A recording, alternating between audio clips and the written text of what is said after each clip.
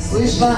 Я буду говорить very loudly because I want to be heard. довольно громко, потому что я хочу быть услышан на камеру. And like Leonid, I have to be going pretty soon. So if you have any И так же, questions, как и Леонид Владимирович, я должен буду уйти довольно скоро, поэтому, если у вас есть вопросы, please give them to me right after I'm done talking. прошу задать их после завершения выступления. All right. So I was asked to talk about multipolarity in the digital and media world today. Итак, мой рассказ о мультиполярности в цифровизированном digital and Media.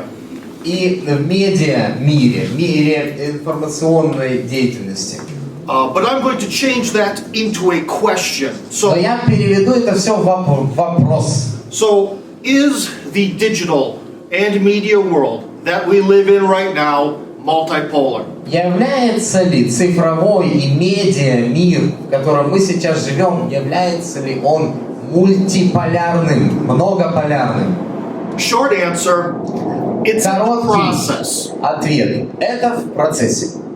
Because Потому что, take a look at a map of the если мы рассмотрим карту мира world, with U.S. NATO bases and their locations, с базами США и НАТО и их расположением, we see a completely free China, a completely free Russia, and some influence of Russia over its former republics, and then the rest of the world is pretty much covered by the U.S. and NATO. мы увидим свободную Россию, свободный Китай с некоторыми своими, так сказать, еще такими территориальными, преддверием таким, а остальной мир покрыт американскими базами. И так вот и живет. And that's the military geopolitical world map, right? Вот такова военная геополитическая карта мира. Now, if you take a look at a map of search engines and social networks, the map looks exactly the same. А теперь, если вы посмотрите на карту вот этих поисковых систем Search Engines and Social networks. и социальных сетей, вы увидите ту же самую карту. And so that means that И это значит, if we compare these, we see a если мы world просто это сравним, that's leaving a monopolar state and becoming multipolar. что мы можем сказать, что мир, как бы сказать, уходит помаленьку от однополярности и переходит, но очень понемногу, к многополярности. So let's go back in time to the Cold War. Итак, вернемся к временам холодной войны. And take a look at the nation of Hungary, within which I have many lovely friends and have been to many times. И возьмем для примера Венгрию. Yeah. Венгрию. Там я был много раз, и у меня там есть хорошие друзья. While they were under the influence of the Soviet Union, Когда они были под влиянием Советского Союза, what media and what information technology did they have? какие у них были средства массовой информации, медиа и информационные технологии? Они были советскими. And at the very moment when the Soviet Union collapsed, А когда and обрушился Советский Союз, the physical Soviet forces left и Eastern Europe, физические советские силы уехали из Европы, all of a sudden American media took over and вдруг американские средства массовой информации, СМИ, пришли туда и все заняли. And although, especially the Hungarian power base, their president, prime minister, I believe, and President Putin and Russia's power base agree on many things. И хотя структуры власти Венгрии и российские власти во многом друг с другом согласны, Hungary is completely helpless geopolitically.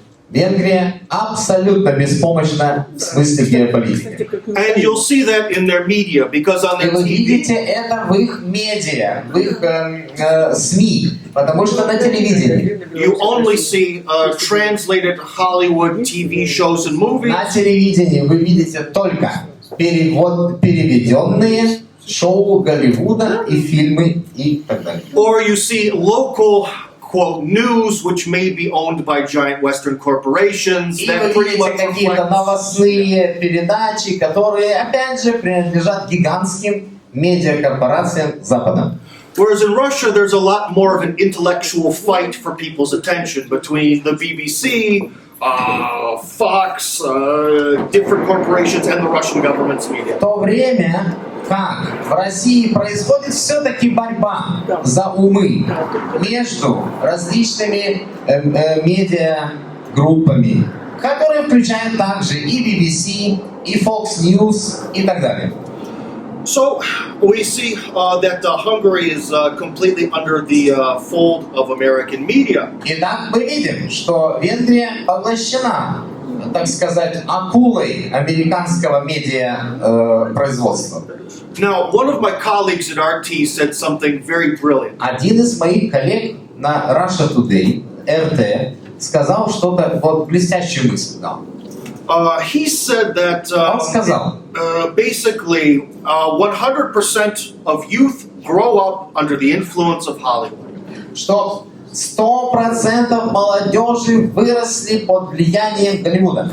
95% of them remain part of their own culture, but 5% really grow up to love America more than their own country.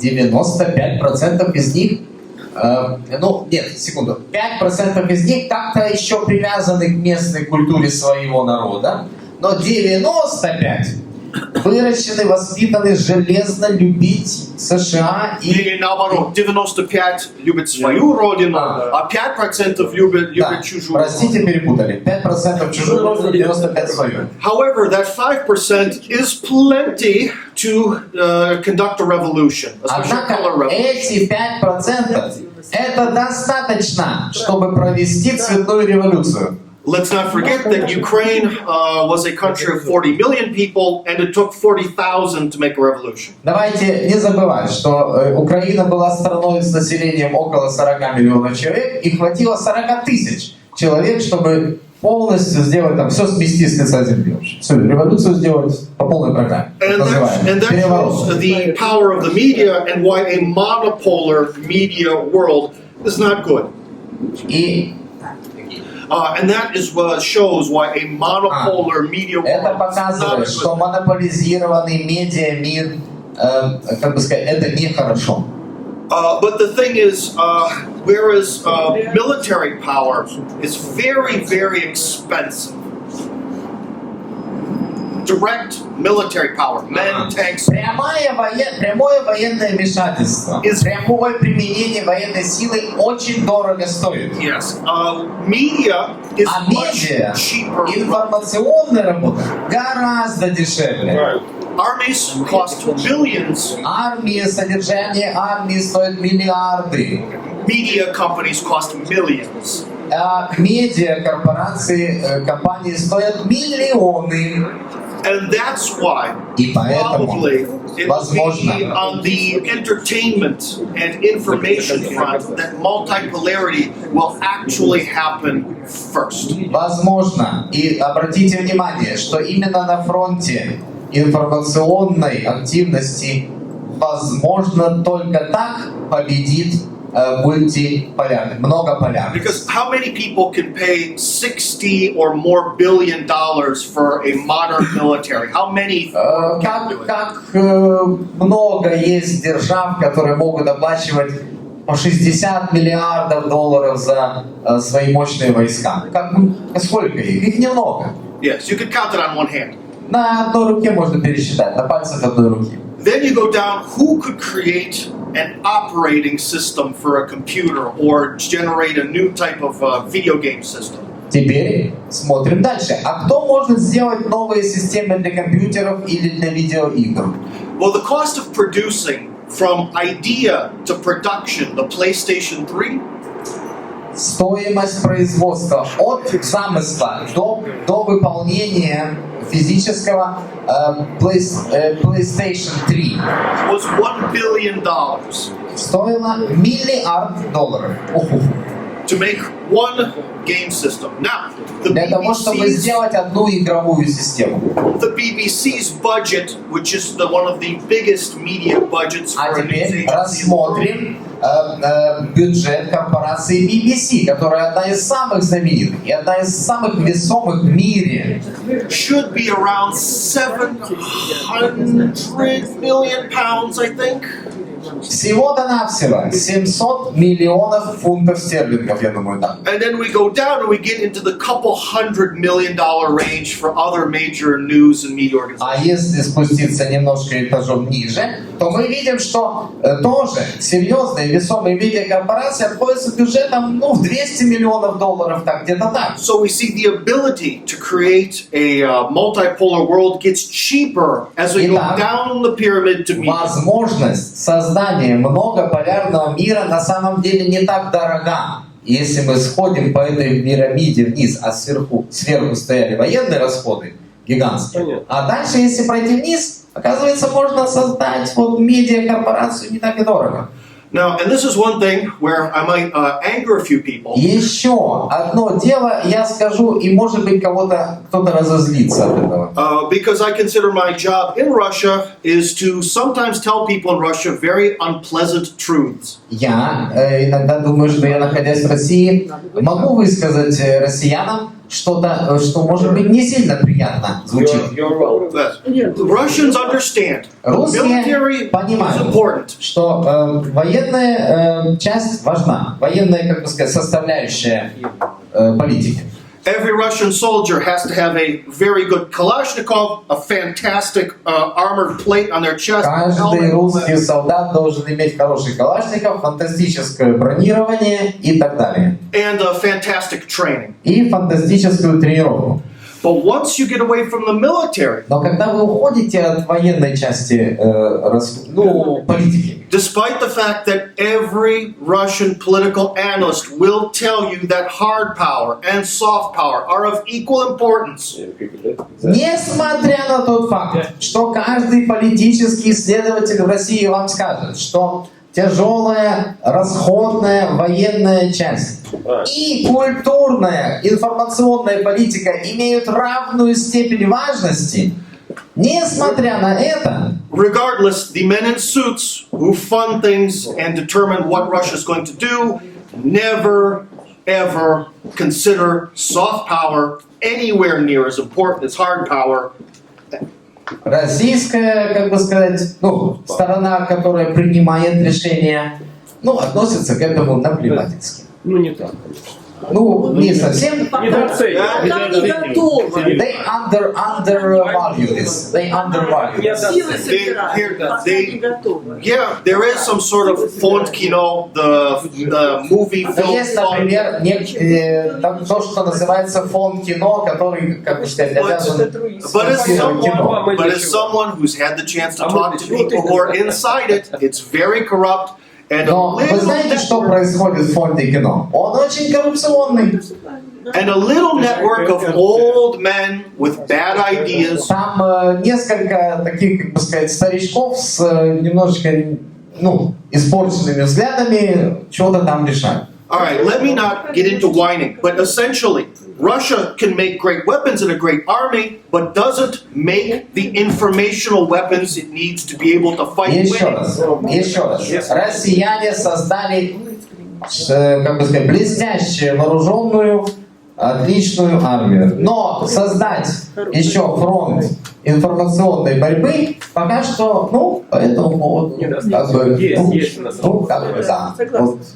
да. We agree. And so that's the one thing that is really keeping Russia back and keeping the whole Вот multipolar это mission back. вообще-то Россию удерживает позади во многом, и создание, развитие многополярного мира также удерживает. Конечно. Вот этот факт. Никак не создадим.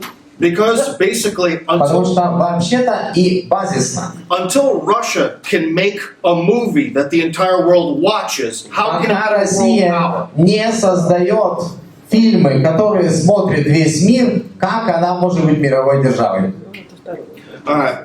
And maybe the last thing that I have to say, И последнее еще, что я хочу вам сказать, друзья. the Ну, biggest крайне, single step in the formation of a самый multipolar большой шаг, который должен быть сделан в формировании многополярного мира in the media context в аспекте медиа, работы СМИ, was done by the Chinese был сделан китайцами in Africa в Африке by their plan they call 10,000 villages. по их плану, который они назвали 10 тысяч деревень. They specifically made telephones designed for the African market Они специально сделали телефоны, разработанные для африканского рынка. and the satellite TV networks that were cheap enough Сеть спутникового телевидения, которая для африканского рынка, она дешевая очень. to go into Africa. Для того, чтобы войти в Африку. And now in И теперь Africa, в Африке, if you're watching television, если вы смотрите телевидение, you're watching Chinese television. вы смотрите китайское телевидение. And Вот это that получается. means that remember the 95 and 5%? И это значит, и помните вот эти 95% и 5%. Now in these African countries and villages, Теперь в этих африканских странах, деревнях, that 5% этот 5%, won't be raised to love Schwarzenegger and Stallone. они не будут выращиваться, любить Шварценеггера и Сталлоне. They'll be raised to love kung fu movies and Chinese soap operas. Они будут выращиваться, любить фильмы о кунг-фу и другие китайские, значит, информационные продукты. И это такое счастье, потому что они будут любить коммунистическую партию Китая. Well, the thing is, it's true. If you believe in communism, then, Если вы верите в коммунизм, then this is the greatest triumph of communism. то это величайшая победа коммунизма An в текущем столетии. entire continent is going to be Весь chance континент, raised on a communistic Confucian. скорее всего, будет коммунистически-конфуцианским. But see, I hear when you're translating, there's a bit of a smile there because always. Вы улыбаетесь, друзья. Why would I tell you these things? Почему я вам это вообще говорю? Why do you? Почему вы смеетесь? And улыбайтесь. Oh, and well, we're doing everything really crappy in our country. Everything's going to shit. Let's smile about it. No, guys, I'm serious. Я очень серьезно вам хочу обратиться, потому что это не вопрос веселья, это вопрос жизни. No media success in Russia. No international movie success. No multipolarity. No matter what people. Серьезного медиа успеха, произведенного в России, и нет серьезных фильмов, которые бы смотрел весь мир, и это как раз и есть огромный недостаток. Все равно, что, как сопоставил коллега, вот про армию забыли, но мы же никогда про армию не забываем. А тут, бабах, забыли про важнейший фронт. Ну, не то чтобы забыли совсем, но как-то наплевали на него. So, in short, if every Russian Итак, soldier короче, если бы у каждого российского солдата, has to be perfectly equipped to fight, если каждый российский солдат в совершенстве, как бы сказать, в совершенстве владеет техникой и имеет всю совершенную технику. должен быть вооружен. Вооружен для боевых действий. Then every information soldier, То и каждый информационный солдат и информационная организация России также должна быть в совершенстве вооружена и снабжена и так далее. And that's it. Вот так. Молодец, просто молодец. Речь уникальная. We have to record your speech, dear friend. Yeah, Sure. it's recorded. Yeah. What I'm We have to spread it. We have to disseminate it in every Russian. Извините, я не здесь, потому что я добил, да, да. Well, Секунду, sorry. самое главное, чтобы кто-нибудь вас услышал. Эмоции. Потому что я готов делать эти проекты, если они не готовы. Да. Но есть исключение. Фильм-завод отличный. Проблема в том, что нет бюджета это продвигать. Потому что за каждый голливудский фильм стоимость производства фильма и стоимость продвижения фильма одинаковые. А это фильм стоит 100 миллионов, продвижение тоже 100 миллионов. По-моему, фильм «Завод» — это единственный хороший российский фильм за, по-моему, последние 5 лет. Но бюджет был, по-моему, 5 миллионов долларов или меньше. И продвижение $5 миллионов не получилось. The point was such, the Hollywood movie, the cost of it can be $100 million, but promotion of it is $100 million as well. In Russia, what they could reach is a budget about $5 million for production and about $5 million for promotion only. That's about such. There was one moment, you know, the Barber of Siberia was everywhere in Europe. From Nikita Mikhalkov, the Barber of Siberia, 20 years ago, and it was a success. I answered. A second movie, Mongol, was very good. Hollywood level, Mongol, you know the film? I haven't. So it was 2 times what you say that Russian movie was in the West 1 down. But after that we had nothing but to say. But why it doesn't happen that there is a kind of Russian Hollywood? Is it because they are not able to do it, so stupid maybe, too lazy? Or second point, is there some fifth column blocking everything what is good in Russia? All right. Нет, друзья, нужен перевод. Значит, вопрос нашего друга, нашего организатора встречи Криса Романа. Почему? По какой причине произошло то, что выше, то, что было ранее сказано? Не является ли это некой идеологической диверсией какой-то пятой колонны в России, что, вот, так сказать, ну, отнеслись неподобающе к информационной работе? The first thing is in Russia there is a social problem that I call the disease of officialness. В России есть социальная проблема, которую я бы назвал болезнью официальности. So a Russian person, if they want to become a movie director, Россиянин, если он хочет стать режиссером фильма, their idea of what they should do его идея, что он хочет делать, что он должен делать, is some sort of art house film. Something that will win это создать prizes. фильм артхаус. What is артхаус? Expensive. Art house films? Артхаус это как бы кино высокого плана, интеллектуальное, intellectual type of, Yeah. you know, It not is like Hollywood watch and forget. They are the films. They're the films that win prizes at festivals. Фильмы артхауса побеждают на фестивалях, но их никто не смотрит, потому что они, скучные для обычного зрителя. Там нету трюков, эффектов. Вот артхаус это, как бы сказать, вот фильмы Тарковского, фильмы Сакурова, вот это артхаус. The other part is the people who are generally in the media. Еще одно. Люди, которые в основном в средствах массовой информации, Tend to be very liberal. они обычно либеральчики такие, либеральчики. Because if you even look at Hollywood, there's a new trend Потому что если вы даже посмотрите Голливуд, там есть новый тренд, новая тенденция.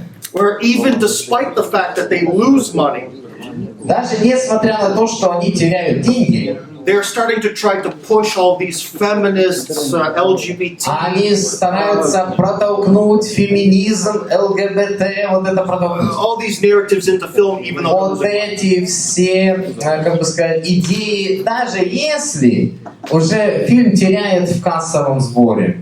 because the person Потому что человек, who goes into the army and wants to fight, who is that? который идет в армию для того, чтобы сражаться, он кто? They're probably a traditionalist, probably Обычно conservative, традиционалист, обычно консерватор, probably very masculine. обычно такой мужественный, как бы сказать, мужланчик такой немножечко. And Мужлан. who wants to go on stage and shine? А кто хочет выйти на сцену и сиять? So we have to essentially in Russia break the monopoly of the type of person who is in the media. И в итоге нам надо в России, как бы сказать, преодолеть монополию типа человека, который находится в журналистике, в медиа, в СМИ. And also in Russia, everyone, me, you, А everyone также в России все из нас, вы и я, is not paid what they're worth. не оплачены по достоинству. Because I know people who Потому что have я знаю людей, a movie that was approved for federal funding. которые получили уже добро от федерального бюджета российского на их фильмы. The amount of money is so small, И там, значит, размер этого бюджета такой маленький, she is going to gamble like someone playing dice in Las Vegas. Она будет так, как азартная игра в Лас-Вегасе. Она будет кидать кубики. Режиссер проекта. ага. The movie director will throw these coins in, like it is in the game in Las Vegas. And use the money to make the movie to get real funding to actually make the movie. Значит, смысл фразы в том, что для того, бюджет, предоставленный государством, настолько мал, что нужно с этим бюджетом идти в казино, там играть, побеждать, выигрыш брать, и только тогда это фильм Не в делать. прямом смысле, Но это фигурально she выражение. has to spend the money Фигурально for the выражение. process to actually get the appropriate amount of funding. То есть эти деньги, которые выделились из бюджета, они таковы, что их нужно, я не знаю, как-то приумножать самому уже, чтобы как-то выкрутиться и хорошо профинансировать фильм. And how are you going to compete with Hollywood? И как вы решили соревноваться с Голливудом? Как? There you go. Ну, друзья, закончилось второе блестящее выступление. Мы должны... Сегодня такой звездный день, выступают звезды. И еще раз большое спасибо вам, Тим Кирби.